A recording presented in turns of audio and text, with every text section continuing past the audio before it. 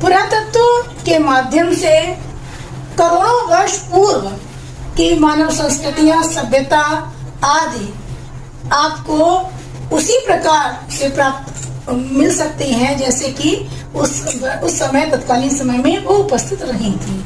उसी के अवशेषों के आधार पर इतिहासकार मानवीय दृष्टिकोण रखते हुए जीवंत इतिहास की रूपरेखा प्रस्तुत कर सकते हैं। पुरातत्व में उत्खनन का विशेष महत्व है, क्योंकि इसी के माध्यम से भूगर्भ में छिपी हुई पुरावस्तुओं को प्रकाश में लाया जाता है। 20वीं सदी के पूर्व तक उत्खनन अपने पारंपरिक अव्यवस्थित ढंग से किया जाता था, जिसमें कि काफी दूर दूर तक गहरे गहरे गड्ढे खोद दिए जाते थे और उसमें जिससे जो सामान प्राप्त होता था उन्हीं के आधार पर इतिहास की संरचना करने का प्रयास किया जाता था। किंतु कालांतर में वैज्ञानिक तकनीक विकसित होने के फलस्वरूप उत्खनन का कार्य व्यवस्थित ढंग से प्रारंभ हुआ। लियोनार्ड कोट्रेल के अनुसार मानव द्वारा छोड़े गए अवशेषों के माध्यम से उसकी कहानी ही पुरातत्व है। ये अवशेष उपकरण, अस्त्र शस्त्र, घरेलू दैनिक सामान, वस्तुएं, कब्र, मानव, पशु अवशेष सभी हो सकते हैं। इन छोड़े गए अवशेषों के माध्यम से जो इतिहास बनता है उसे ही पुरातत्व कहते हैं। इसके अलावा इतिहासकार पिगट ने पुरातत्व को इतिहास की ही एक शाखा माना है, परंतु कालांतर में मॉर्टिमर हिलर ने पुरातत्व को एक स्वतंत्र शाखा के रूप में, स्वतंत्र विषय के रूप में स्थापित किया है, जो कि एक महत्वपूर्ण देन है। उत्खनन की विधियां प्रमुख रूप से दो प्रकार की हैं।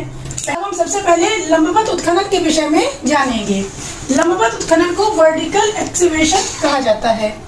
इससे हमें यह जानकारी मिलती है कि किस समय में विभिन्न संस्कृतियों का जन्म हुआ, अर्थात इससे जानकारी संस्कृतियों के कालक्रम की प्राप्त होती है। इससे जानकारी मिलती है कि स्थल कितने समय में और किन मानव सभ्यताओं के द्वारा विकसित किया गया।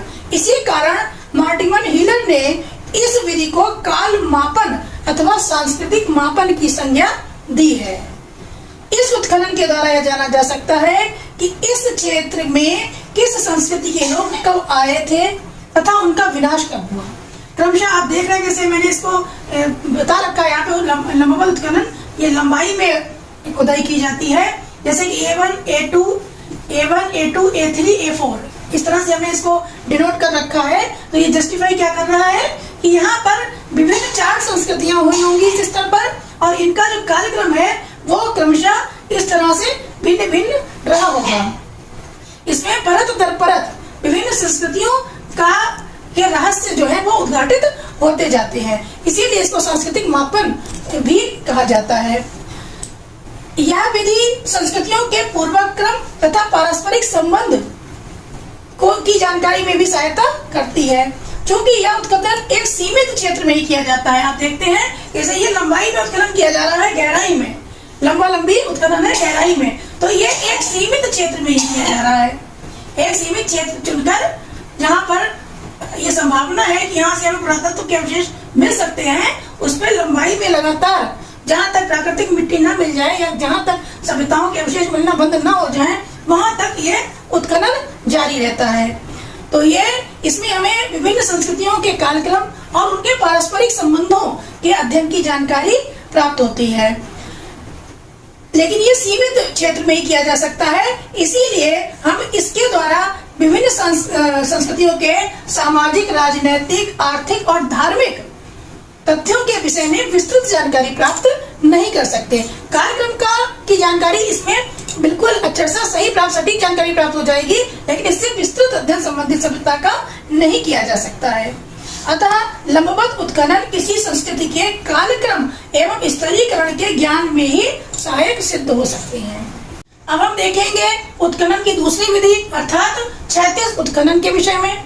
इसे हॉरिजॉन्टल एक्सकेवेशन भी कहा जाता है। क्षैतिज उत्खनन किसी एक स्थान विशेष की बृहद भाग की खुदाई है। लंबवत में हमने देखा था कि गहराई में खुदाई करेंगे और इसमें एक बृहद भाग, एक विस्तृत क्षेत्र की खुदाई, ये गहराई में कम और ये लंबाई में, चौड़ाई में ज्यादा होगी। इस तरह की खुदाई क्षैतिज उत्खनन में की जाती है। इससे किसी भी संस्कृति का सर्वांगीण परिचय प्राप्त करने में मदद मिलती है। मोहनजोदड़ो से के क्षैतिज उत्खनन से ही वहाँ के भवनों, सड़कों, गलियों, नालियों, दुर्ग तथा नगर विन्यास आदि का पता चला था। फिर से समझ लें कि अगर मान लीजिए केवल मोहनजोदड़ो की बात करें, हड़प्पा मोहनजोदड़ो सिंधु घाटी सभ्यता की बात करें, तो लंबवत उत्खनन में तो उसका कार्यक्रम हमें जानकारी प्राप्त हो जाएगी, लेकिन क्षैतिज उत्खनन में उसके विषय में, प्रत्येक नगर के विषय में, नगर विन्यास और वहाँ का रहन सहन, वहाँ की गतिविधियाँ और वहाँ के संस्कृति के विषय में विस्तृत जानकारी प्राप्त हो जाएगी।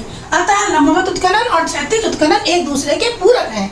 लंबवत उत्खनन के बिना कार्यक्रम की सटीक जानकारी असंभव है और क्षैतिज उत्खनन के बिना संस्कृति की विभिन्न जानकारी जो है, राजनीतिक, सामाजिक, आर्थिक और धार्मिक विभिन्न पक्षों की जानकारी क्षैतिज उत्खनन के बिना असंभव है। किसी स्थल का क्षैतिज उत्खनन करने से पहले लंबवत उत्खनन के द्वारा उसके स्तर विन्यास का विधिवत अध्ययन कर लेना अभीष्ट होता है। अतः हमें देखते हैं कि पुरातत्व में लंबवत उत्खनन और क्षैतिज उत्खनन अत्यंत महत्वपूर्ण है। इसके बिना पुरातत्व की जानकारी संभव नहीं है और ये दोनों उत्खनन ही एक दूसरे के पूरक हैं।